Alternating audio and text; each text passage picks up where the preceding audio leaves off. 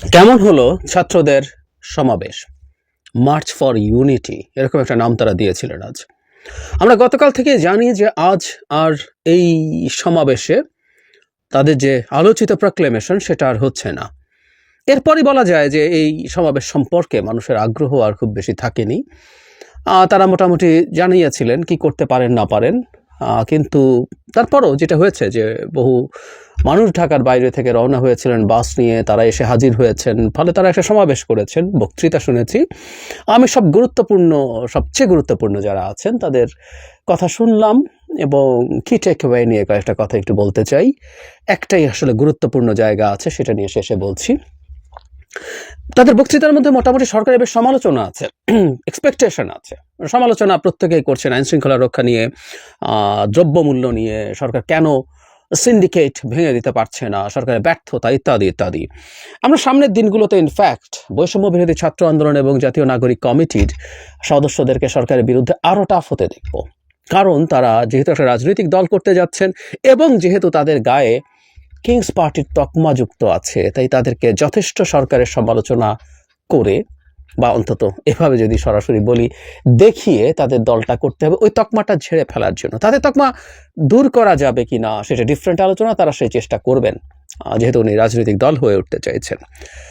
So এই সমালোচনা দেখব, এগুলো নিয়ে আলোচনা হয়েছে। আহতদের চিকিৎসা নিয়ে কথাবার্তা বলেছেন, নিরাপত্তা ঠিকমতো মানুষের দেওয়া যাচ্ছে না, এগুলো নিয়ে আলোচনা হয়েছে। পররাষ্ট্রনীতি নিয়ে কথা হয়েছে, ভারত সম্পর্কে অ্যাটিটিউড কী হবে, এবং জরুরি কথা আওয়ামী লীগের বিচারের কথা এসছে। আওয়ামী লীগের শেখ হাসিনা এবং তার দোসরদের বিচার হতে হবে, এবং আবারও ঘুরে ফিরে তারা যে কথাটা বলছে সেটা আজও আসলো, সেটা হচ্ছে এই বিচার না করে কোনো নির্বাচন বাংলাদেশে হবে না। তারা এটাকে যুক্ত করেছেন। আমরা চাইবো তারা ভবিষ্যতে এই বিচারটা কোন পর্যায় পর্যন্ত বলছেন।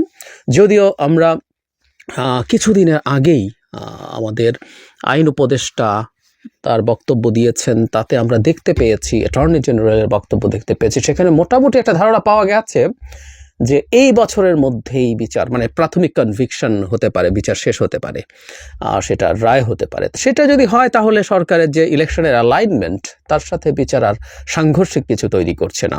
কিন্তু আমি আগেও এই প্রশ্ন উত্থাপন করেছি, আমি এখনও বলতে চাই, 1 বছরের মধ্যে যদি এই বিচার শেষ হয়, যেটা এখনও শুরু করা যায়নি, 25 সালের মধ্যে যদি শেষ করতে হয়, তাহলে ইন্টারন্যাশনাল যে স্ট্যান্ডার্ডস আছে সেগুলো আদৌ মেনটেইন করা সম্ভব হবে কিনা সেটা নিয়ে আমার সন্দেহ আছে। এবং এটুকু আমরা মনে রাখবো যে শেখ হাসিনা এবং তার দোসরদের বিচার যদি ধরুন ইন্টারন্যাশনাল স্ট্যান্ডার্ড মেনটেইন করে না হয়, বিশেষ করে ইন্টারন্যাশনাল ক্রাইম ট্রাইব্যুনালে যেখানে মানবতা বিরোধী অপরাধের বিচার হবে, সেটা যদি না হয়ে থাকে, সেটা খুবই বড় প্রশ্ন তৈরি করবে। যাই হোক, মূল কথায় আসে, তাদের আসলে মূল যে বক্তব্য বা টেক অ্যাওয়ে ছিল, কারণ তারা যে হাইপটা তৈরি করেছিলেন সেটা হচ্ছে তারা একটা প্রক্লেমেশন দেবেন। সেই প্রক্লেমেশনটা যেহেতু দিতে পারেননি এবং সরকার মাঝখানে যে স্টেপটা নিয়েছে, আমি আমার সকালের ভিডিওতে বলেছি, এটা একটা খুবই ভালো স্টেপ হয়েছে। এবং স্টুডেন্টরা আজ তাদের প্রক্লেমেশনটা ঘোষণা না করে দেওয়াটা খুবই ম্যাচিওরড কাজ হয়েছে। মানে এটা না ঘোষণা করায় কারো কারো কাছে মনে হতে পারে যে তারা পরাজিত হয়েছেন, কিন্তু আমি সকালেই বলেছি না, তারা পরাজিত হননি। তারা নিশ্চিতভাবেই পরাজিত হননি, পরাজিত হয়েছে অন্য একটা অংশ, যারা এইভাবে হঠকারীভাবে এই প্রক্লেমেশনটা করিয়ে দিতে চেয়েছে। সেটাকে আমি হঠকারী মনে করি, এটা পরিকল্পিত, এবং সেটা থেকে তারা বেরিয়ে আসতে পেরেছেন এবং পরাজিত হয়েছেন মূলত ওই মানুষজন। কিন্তু তারা আজকের সমাবেশে যেটা করেছেন, একটা টাইম ফ্রেম বেঁধে দিয়েছেন। এটা হবে কিনা যে ডিফারেন্ট ডিবেট, কিন্তু এটা একটা ভালো কাজ হয়েছে। 15 দিনের মধ্যে, জানুয়ারি 15-র মধ্যে তারা এই প্রক্লেমেশন ঘোষণা করার জন্য সরকারকে টাইমলাইন দিয়েছেন। নট অনলি দ্যাট, ওর মধ্যে কী কী থাকতে হবে সেই ধরনের একটা গাইডলাইনও তারা দেওয়ার চেষ্টা করেছেন। আমি ধারণা করি তাদের যে প্রক্লেমেশন আছে সেটায় কী কী ছিল সেগুলোই তারা পুনরুল্লেখ করেছেন। এবং আমি এটাও চাইবো যে সরকার যখন এই কাজটা করতে যাবে, তারা তাদের ডিমান্ড এই প্রক্লেমেশনে কি থাকবে সেটা দেবেন। এবং সরকার নিশ্চয়ই অপরাপর রাজনৈতিক দল এবং গোষ্ঠীগুলোর সাথে, অন্যান্য স্টেক হোল্ডারদের সাথে আলোচনা করবেন, প্রত্যেকে তার মতামত দেবেন। ছাত্রদের দিক থেকে যদি এই প্রক্লেমেশনের উপরে চাপ জারি রাখা হয়, এটা একটা ভালো কথা। এবং আমরা যদি আসলে পারি, আমি জানি না, আমি নিশ্চিত না আমরা ঠিক কথা পেরে উঠবো কিনা, যদি সবাইকে ইনক্লুড করে এবং ওই প্রক্লেমেশনের সবাই যদি ওন করে এবং তারা যদি এটাকে ঘোষণা দেয় যে তারা এটার মধ্যে আছে এবং তারা এন্ডোর্স করছে, এটা একটা চমৎকার ব্যাপার হবে।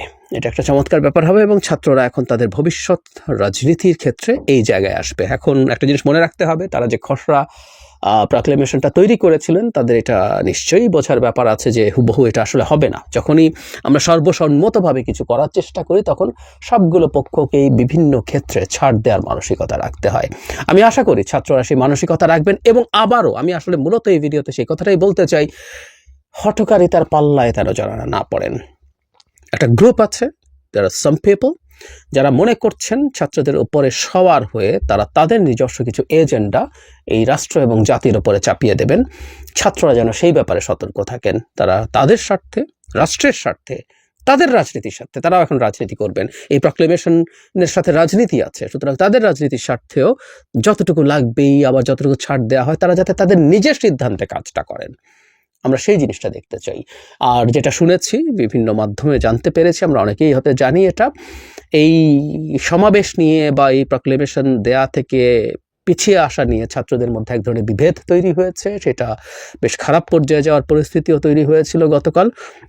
আমি জানি না সেটা এখন কি অবস্থায় আছে। আমি আশা করব তাদের মধ্যে এই ঐক্যটা ভাঙবে না, ঐক্যটা থাকবে। তারাও একইভাবে মেনে নিন যে একটা গণতন্ত্র মানে বা একটা গণতান্ত্রিক ব্যবস্থা মানেই হচ্ছে এটা যে আমি যা চাই সবসময় সেটা পূর্ণ হবে না, আমার মনের ইচ্ছা পূর্ণ না হওয়া বিষয় নিয়েও কাজ করে যাওয়াটাই হচ্ছে গণতন্ত্র। ছাত্রদের মধ্যেও যেন বিভেদটা না তৈরি হয় এবং তারা যখন গ্রেটার একটা প্রক্লেমেশন যখন সবার সাথে বসে করতে যাবেন তারা যাতে গণতান্ত্রিক মানসিকতা নিয়ে, এটা শুধু আমি তাদেরকে বলছি তা না, এটা যেহেতু আজকে এই সমাবেশের উদ্দেশ্যে বলছি তাই এটা প্রত্যেককে, অপরাপর গুরুত্বপূর্ণ যারা আছেন, বিএনপি, জামায়াত, যারা আছেন, গণতন্ত্র মঞ্চ, যারা এই মাঠে আছেন, প্রত্যেকের উচিত হবে তাদের জায়গা থেকে সদিচ্ছা নিয়ে সর্বোচ্চ ছাড় দিয়ে এই প্রক্লেমেশনটা তৈরি করা। এটা আমাদের এই যে সাম্প্রতিক সময়ে পরস্পরের বিরুদ্ধে আমরা নানান রকমভাবে কথা বলছিলাম, লেগে পড়ছিলাম, বিতর্ক করছিলাম, এটা ফাইন, কিন্তু এটা সংঘাতের দিকে যে যাচ্ছিল, আমরা যদি এই একটা জায়গায় একমত হয়ে একটা প্রক্লেমেশন তৈরি করতে পারি, একটা ঘোষণাপত্র তৈরি করতে পারি, সেটা সেই বিভেদের পরিস্থিতিটাকে অনেকটা ভালো দিকে নিয়ে যাবে।